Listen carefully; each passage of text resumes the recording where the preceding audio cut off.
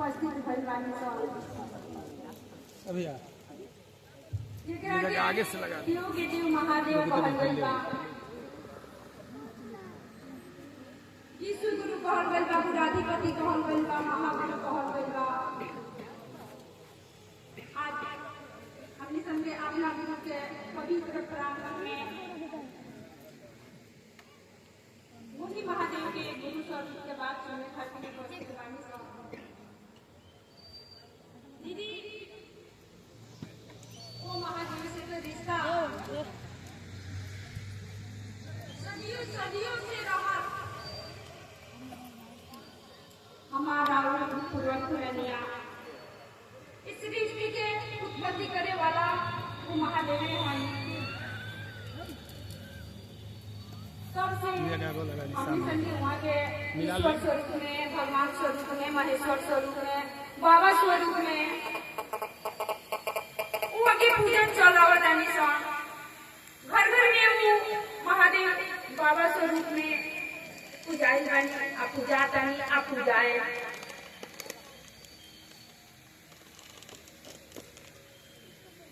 लेकिन आज जब सारे दीदी वो महादेव के गुरु बनौनी लो, तो वही महादेव के हमरा रौरा के रिश्ता जोड़े के सौभाग्य मिल गए वो महादेव से। पहले कितनी पूजा करते रही सन दीदी, मंदिर में जाके वो महादेव के हमने के सामने लेके भी वहाँ के कौन ना पावत रही सन जे हे महादेव, हे भगवान, रौरा हमार हैं। लेकिन आज साहेब कलयुग में हमरा रौरा के सौभाग्य दे रहनी कहेगे कि जे वही महादेव की रौरा हमार गुरु हैं। दीदी हमार शब्द में बहुत दर्द होला, जहाँ हमार शब्द लागेला वो जहाँ हम रौरा कुछ भी करे के तैयार हो जाएंगे सब। चाहे हमार परिवार के केहू भी सदस्य हो गए, चाहे हमारे कोई भी जगत में बहुत चीज बा जाना के मैंने हमने के लगाव बा हमार शब्द से। वो जब बुझाले चाहे कुछ हो जाओ कि हमार हो तो हमार हो। दीदी उन्हें बस सिर्फ हमने के सोच पर डिपेंड बा कि वो साहिब उन्हीं महादेव के जेकरा का हमने के भगवान समझत रहिया समझे सबके भगवान हो तो हमार भगवान हो। लेकिन वही महादेव के आज हमने के आपन हमार दीदी हमने के बहुत टेंशन है, तू हमार हो।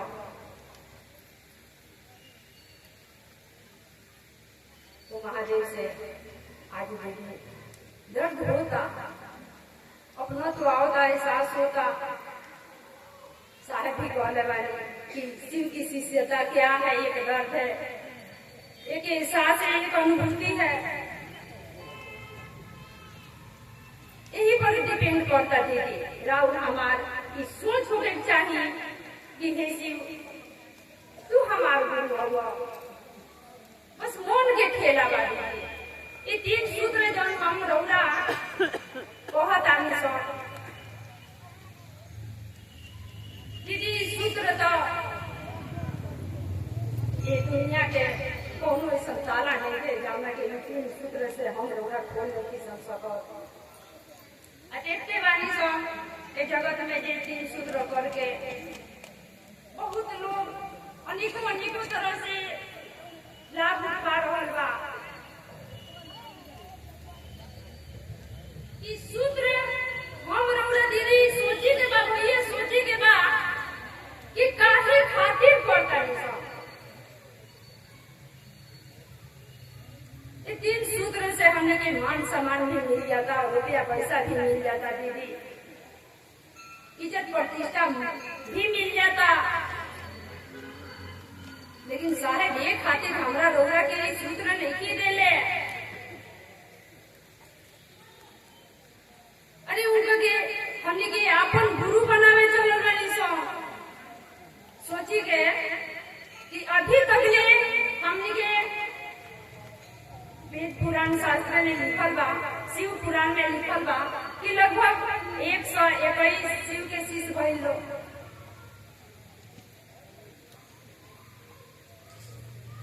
लेकिन दीदी वही बस मतलब हमने के समझ में कि संपावत हम रउरा ये वो वहां तक हमारा और सोच जाने के बावजूद साहिब हमरा रोरे की का देले बानी। अरे शिव के शिष्य में तो वो पावर होला। हम आई हमारा शास्त्र गवाह बा कि दीदी शिव के शिष्य भइल बा। अरे शिव के शिष्य मच्छेंद्रनाथ रानी ये गोरखनाथ ऐसन शिष्य के ज्ञान दे दनी कि आज गोरखनाथ बाबा के हमनी के भगवान स्वरूप में पूजे तानी संते दी। शिव के शिष्य परशुराम जी रानी ये चली तो धरती कांपे। शिव के शिष्य दधीची ऋषि रानी जेकरा हड्डी से उपरज बनल जाने के जलंधर मारल गई। अरे शिव के शिष्य दुर्वासा ऋषि रानी जेकरा क्रोध से देवता लोग भी डेरा। ओसन शिव के शिष्य रहे लोग। सिर्फ मन के हमनी के देखी कितना सौभाग्य बाकी जगत में रह के अपना गृहस्थ जीवन में रह के सब कुछ को के साहेब हमनी के वो जगह सिर्फ मन से वो जगह पर पहुंचावे के चाहता नहीं। आई हम रउरा जानता नहीं कि गुरु अपना शिष्य के अपना जैसन बनावेला। अगर ड्राइवर के रौरा गुरु बना कर ड्राइवरी करे के सिखाई, दर्जी के रौरा गुरु बना तो कपड़ा सिए के सिखाई, वैसा ही दीदी वो महादेव के शिष्य बनल बानी सो। महादेव अपना जैसन हमनी के बनावे के चाहता रहो, प्रयास करे के दीदी। अरे साहेब दीदी बताई हमनी सन के तो कितना लोग कहता आज ऐसा घर नहीं के जहाँ ये महागुरु महादेव के गुरु स्वरूप के बात न पहुँच गई होगे।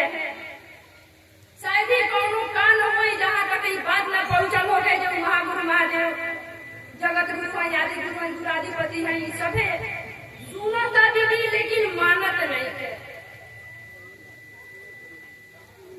आज हमरा रौरा के कितना लोग कहता कि दीदी चली ना वो महादेव के अपन गुरु बनावल जाओ। फिर भी हमनी के मन जगत में इतना दीदी फसल बा कि कितना हम रौरा बहाना करता ही सन भाई कम बा हो कम बा। अरे गुरु जिम्मेवारी और जवाबदेही ले ले ये बात रौरा हम कहे नहीं कि सन समझत ये जब गुरु बनौले बानी सन तो उनका भरोसा उनका पर काहे नहीं थे हो।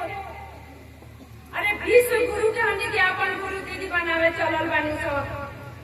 हमने के अपना घर के गर्जियन पर इतना विश्वास रहला कि चलो हमार गर्जियन बा हम जा सकता नहीं तो जो भी बात हुई हमार गर्जियन जे भी हो के पति हो के माई बाप हो के सास ससुर हो के जे हमने के गर्जियन बा। अगर कहीं जाता नहीं सन तो कितना मन में हमने के ही रहता जब कुछ होई तो हमरा पीछे हमार गर्जियन बा।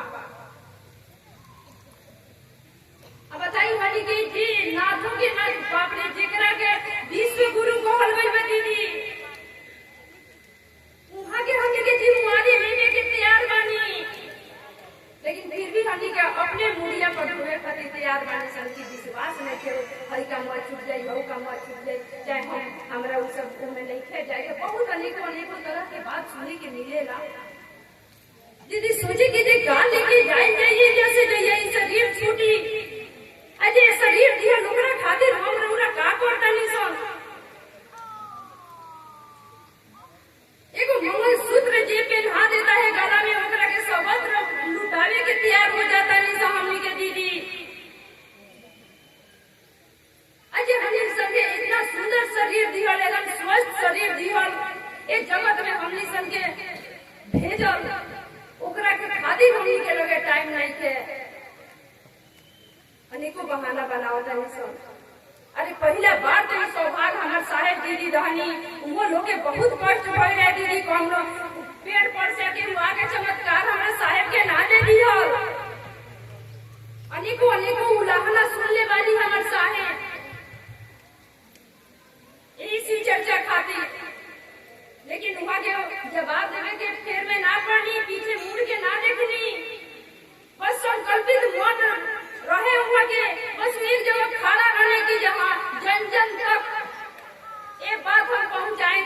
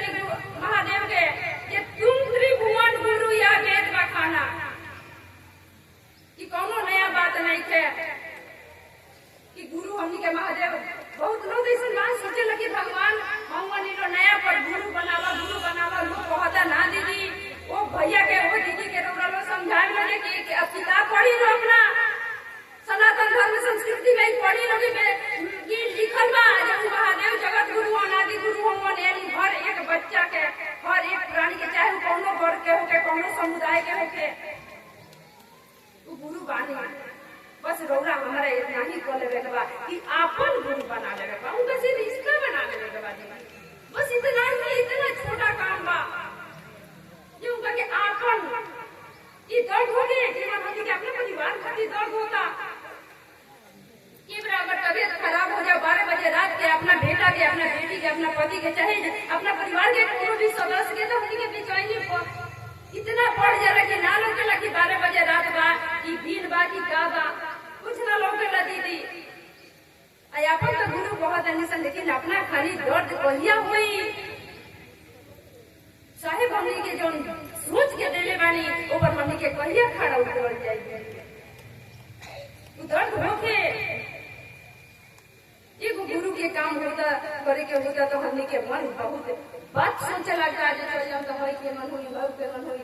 अरे जे हई हमनी के सांस भी लेता निसन तो महादेव के मर्जी से ही सांस लेता निसन, जे सांस चला सकता का ऊपर काम हमनी के करिए तो हमनी के काम के विज्ञान देखिए उनका कि विश्वास हमरा रोना अंदर पैदा करिया कोई मन संकल्पित करे के दीदी।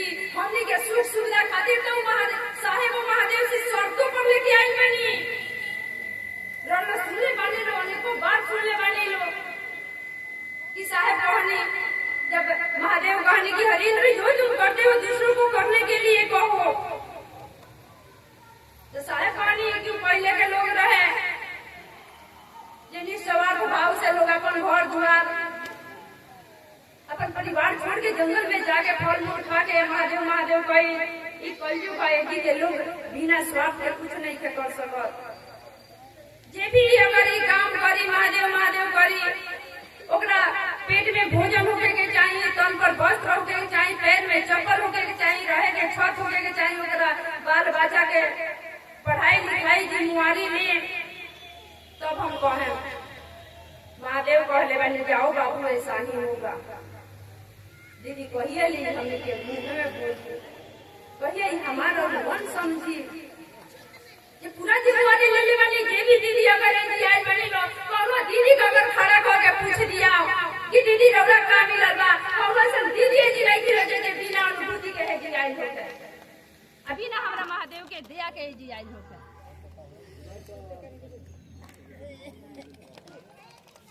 तो दीदी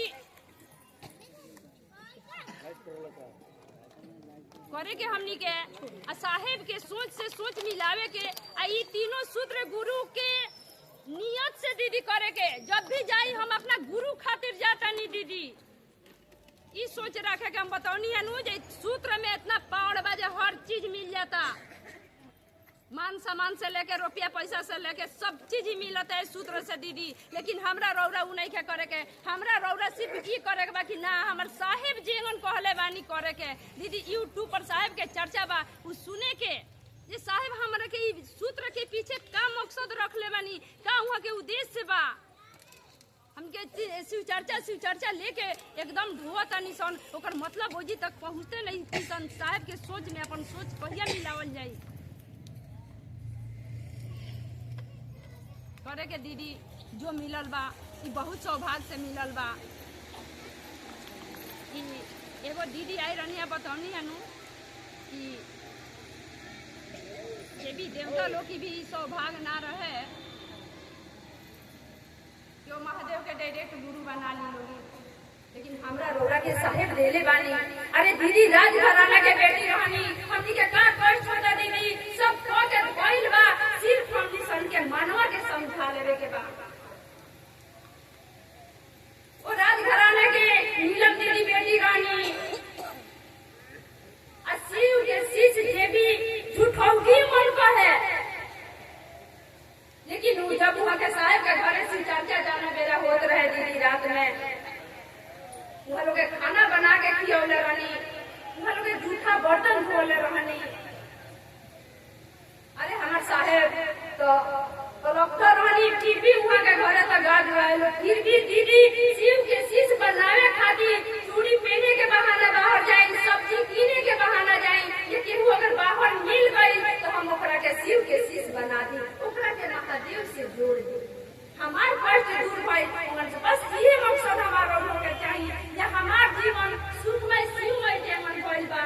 वही दीदी के और भैया के पूजा। गुरु के आदेश सर्वोपरि होला दीदी। साहेब हमार शीश बनावे खातिर एक बार साहेब हमें 3 दिन खाना ना खोले रहने, शिव के शीश ना बनौले रहनी। तो जाना मेरा पटना से ट्रांसफर हुआ के भय रहे तो मेरा 9 महीना दिन तक हुआ के परेशान रहनी शीश बनावे खातिर। दीदी 3 दिन तक खाना ना खाएंगे कि हम खाना तब तक नहीं खाएंगे। गुरु का कार्य हमसे नहीं हो रहा है, हम खाना नहीं खाएंगे। महादेव के आगे पिछला दिन कहे का पड़ल ये बाबू तुम खाना खाओ, तब साहेब खाना खाएंगे। दर्द अंदर होगा, अंदर कहिया पैदा होगी।